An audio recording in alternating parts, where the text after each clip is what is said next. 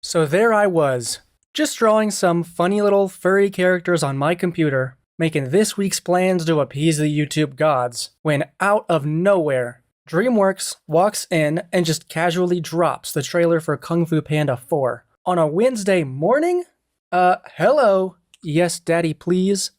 This is the most unhinged intro I've ever done. Okay, let's run through this thing. It is time to take the next step on your journey. I'm not going to be the Dragon Warrior anymore? You will advance to spiritual leader of the Valley of Peace. I mean, first of all, the animation looks really nice. I was kind of wondering if we were going to get another Puss in Boots: The Last Wish retooling of the animation style, and there is actually some of that in here, but it's more subtle. I'll call it out when I see it. But for now, I'm glad DreamWorks is giving this movie the care it deserves. Part of me was worried this would be another Transformania situation. It does look a little faster. Like, maybe the characters aren't as slow to move as they were in the original trilogy. Or maybe the lighting just isn't as intense. Either way, it doesn't bother me at all. And it could actually be really nice to change up the frame rates a bit for the action scenes. This franchise is built on its spectacular action, and if we get some anime-esque changing frame rates, that would be really cool. You know, Puss in Boots wasn't even known for its amazing action, and look how good that looks. Inner peace. Inner peace. Keep your surf off my turf! Oh, I mean, we've already got a sort of comic book style action graphic here, and it fits pretty nicely. Very aesthetically pleasing, and I could see it being tastefully worked into all the action scenes. Very nice. Daddy's home. Big fan. Once I possess the kung fu of every master villain. Oh yeah, baby, this is the most hype thing to ever hype. Not only does this feel, look, and sound like we just pulled Tai Lung straight out of the first movie, not even the great Dragon Warrior, but they also kept his fighting style consistent. It's a great example of the care and level of detail that goes into every single one of these films. This is not Trolls 3, okay? Even though that movie does have its fans, I'm sure, this is just DreamWorks' baby. And you just know they're gonna treat it with respect, is all I'm saying. And the villain design, super cool. Tarot cards on the table, Kai was not a threatening villain in the slightest. I don't think this is a very hot take. A lot of people didn't love the third movie, me included. He had no deep connection with Poe himself. And since this chameleon character seems to be a dragon warrior that went a bit wrong, she reflects what Poe could become if he lets the power go to his head. Alright, check this out. Viola Davis plays the chameleon, and her voice fits so good, like a glove. Tai Lung. Big fan. Once I possess the kung fu of every master villain.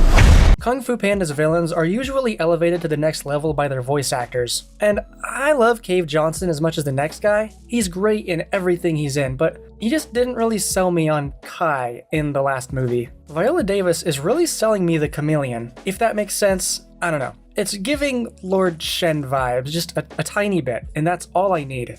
Who's that? The most powerful shape-shifting sorceress, the chameleon. How do I find the chameleon? Okay, who's this? I've heard some people say that they're not really a fan of this character design. Not really in a overly hateful way, they just miss the Furious Five. And yes, if you didn't figure it out by now, the Furious Five are probably not in this movie. At most, they will be short cameos. I won't lie, this trailer did have a serious lack of powerful side characters. I mean, we've got both of Poe's dads, this new character, some little kitties. I don't think the five are going to be in this adventure at all, and while that does make me sad, I'm willing to give this new guy a shot. This character is voiced by Awkwafina, and okay, hold on. People have certain opinions about her, and can't blame you, but I just like to say your opinions are valid. But honestly, she doesn't really come across as annoying or just a nuisance in this trailer at all. Her voice acting seems a lot more grounded this time around. The best crooks and criminals live here. You're a wanted criminal? You sound surprised. Is it surprising? And I didn't realize it was her until I actually looked up the cast. It looks like she's going to be Poe's successor, and as long as they don't tap into the strong female character angle, I'll be happy. Like, just write a good character. That's all you need to do. and that's all we want. You can have a strong female character without patting yourself on the back for it. In any case, I like her character design. I think she looks alright, and I'm willing to give her a shot. It was against an army! Then we'll just have to get an army of our own.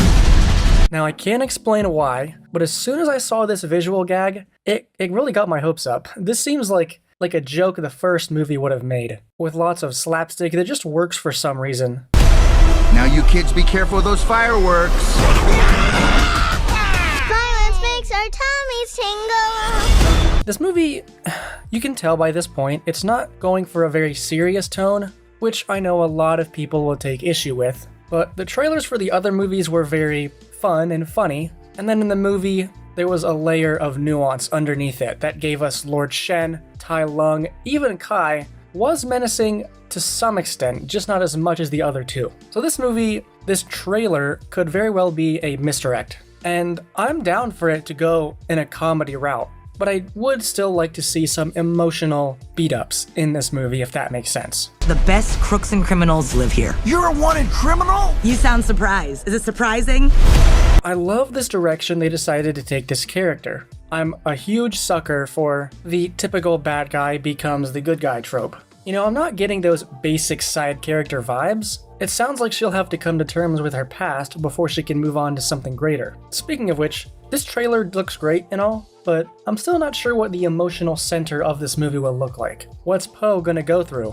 What's his real connection to the villain? And this Dragon Warrior successor, what's she going to have to do before she gets that title? There's a little voice in the back of my head that thinks there won't be a strong emotional center for this movie, and that honestly worries me. Good comedy is good comedy, but we need something a little more than that to take this movie from A tier to S tier. You know what I mean? Like, it's still gonna be good, just not great if they don't do that huge emotional weight like they've always done. I don't remember who said it first, but when the third movie came out, people described it as a good end to a great franchise, and that's honestly just so accurate. Normally, fourth entries in a franchise come way after the original trilogy ended, and it takes on a more serious and mature tone. Unless you're Toy Story 4 and you don't really know what you are. I'm not gonna get on that side tangent. I didn't love Toy Story 4, but I'm not the only one who didn't, so it's fine. This isn't really giving a great mature feeling, which I'm not loving. You can tell my feelings on this trailer are starting to evolve as I write this script. It could start to feel like more of a lighthearted side story, especially with the Furious 5 not even being here. All we can hope for is that it's entertaining, and maybe this trailer is just leaving a lot out. I really hope Katzenberg proves me wrong. Or slow and painful. And Kihoi Kwan is here, and he's been on a real roll lately. Loki Season 2 gave me a good reason to love this guy, and here's hoping Kung Fu Panda 4 continues that trend. His voice just sounds so natural, coming out of this creature. Don't know what it is. What is it you're holding? A cookie? You were chosen to become something more than you already are. Huh. Well, you know, now that I'm looking at it from this angle, maybe the animation has been downgraded a bit. It's still not bothering me, maybe I'm just in denial about it, but I've always said that I don't really care how good the animation is. Good animation is a bonus. It shouldn't be your entire film. Look, I love Spider-Verse, but those films are trying really hard to sell the movie on the animation quality. The story's still very good, don't get me wrong, but it really wants you to love this animation. And we do, but you compare it to something like Puss in Boots: The Last Wish, that movie just does it so casually, and I can't help but feel more attached to that movie because of that fact. And after all those horror stories came out about how much of a nightmare it was to work on a cross, I just don't really see it as a priority anymore. Studios, take care of your artists, please. If you have to sacrifice that incredible animation for better working conditions, do that. So in conclusion for this whole point, I don't mind if it's downgraded a bit, as long as the story is there to pick up the slack. Choreography looks as good as ever. And that's always one of the highlights of these films, right? We're all here for those epic prison escape scenes, bridge fight scenes. They're all fantastically done. Look, as long as we get something that's half as good as this, I will be satisfied. Seven-nation army couldn't hold me back.